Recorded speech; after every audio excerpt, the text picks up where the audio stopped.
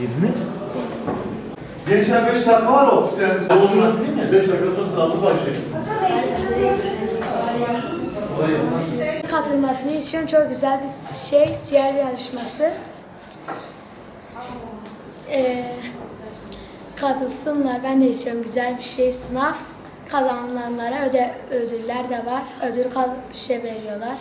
Güzel bir şey. İran arkadaşlarıma hepsine başarılar dilerim. Çok güzel bir sınavdı. Biz buraya ödül almaya değil, peygamber hayatını öğrenmeye geldik.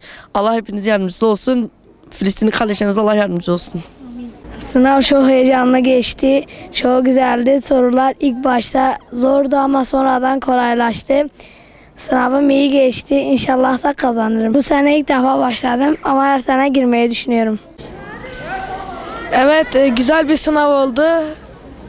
Bazı sorular zordu ama kitabı okuyanların yapabileceğini düşünüyorum. Sınav iyi geçti benim için. Öyle çok zorlayıcı bir sorularla karşılaşmadım. Siyer Nebi'yi çok seviyorum. Kolay sınavdı. Geçebilirim diye düşünüyorum. Bakalım valla ne çıkacak. Her sene oluyor valla. Bir daha girmeyi düşünüyorum. Bu sınav kolay bir sınavdı. Geçeceğimi düşünüyorum. Buradan herkese başarılar. Çalıyor mu numara? Sınav istediğimiz gibi geçti. Umarım geçeriz. Peygamberimizin hayatında kendimizi geliştirmemiz gerekiyor. Seneye de katılmayı düşünüyorum. Yetişkin olduğumda da katılırım. Yetişkinlerde ümre vardı. Eğer ki küçüklerde ömrü olsaydı daha da kendimi geliştirip girerdim. Yani Allah yardımcımız olsun. Sınav kolaydı. En büyük ödül peygamberimizin hayatını öğrenmekti. Buradan sınavı düzenleyen herkese teşekkür ederiz. Bugün Peygamber Sevdaları platformunun düzenlemiş olduğu siyer sınavına katıldık. Gerçekten eleyici ve güzel sorular vardı. Yapanlardan Allah razı olsun.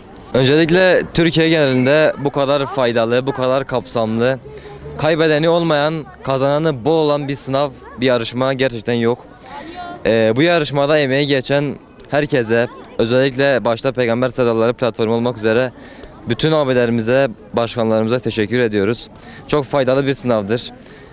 Ve Türkiye genelinde herkesin de katılmasını tavsiye ediyorum. Allah razı olsun. Bismillahirrahmanirrahim. Elhamdülillah bugün bir siyer sınavına katıldık. Bu siyer sınavı çok güzel bir sınav. Ve tabi bu siyer sınavının amacı, maksadı nedir? Peygamber Efendimizin hayatını okuyup anlamak ve yaşamaktır. Tabi bunun üzerinde aynı şekilde sınav yapılmış ve bu sınav ödül dahilindedir. Ödülün olması biraz daha gençlerimizi inşallah daha çok çeker bu sınava. Fakat bu sınavın kaybedeni olmaz. Yani bu sınava giren, bu kitabı okuyan, bu siyeri okuyan herkes kazanır ve kaybedeni olmaz. Önemli olan bu asırda, bu dönemde Peygamber Efendimizin hayatını okumak ve bunu yaygınlaştırmak. Özellikle gençlerimizin bunu okumasını tavsiye ediyorum. Ve genç kardeşlerimize diyoruz ki her sene bu sınavlara katılın ve Peygamberin hayatını öğrenin. Huzur da burada, iman da burada, kurtuluş da buradadır inşallah. Allah razı olsun. Sınav çok iyi geçti. Keşke herkes kazanabilseydi. Ödüller de çok güzel.